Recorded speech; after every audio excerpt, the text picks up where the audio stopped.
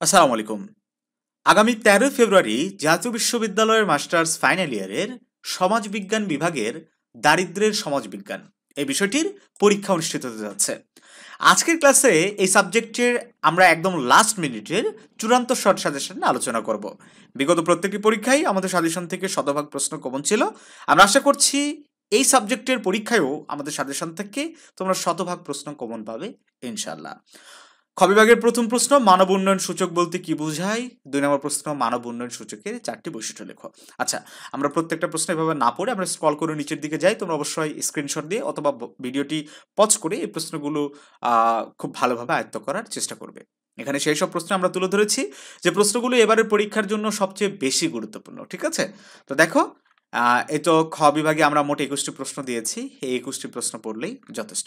এরপর গ বিভাগটা দেখো।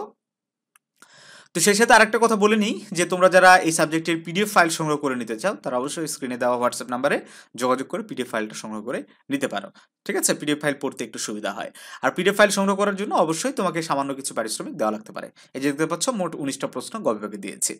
তো যাই হোক শিক্ষার্থী বন্ধুরা, তোমরা যারা প্রথমবারের মতো জানবিডি ইউটিউব চ্যানেলটি দেখছো তারা অবশ্যই আমাদের চ্যানেলটি সাবস্ক্রাইব করে দিবা এবং বন্ধুদের সাথে আমাদের ভিডিওগুলো শেয়ার করে তাদের কাছেও আমাদের একটু পৌঁছে যাওয়ার ব্যবস্থা করে দিবে। তো ভালো থাকো সবাই, দেখা হবে নতুন কোনো ভিডিওতে। আর তোমাদের জন্য অনেক অনেক দোয়া এবং শুভকামনা রইল।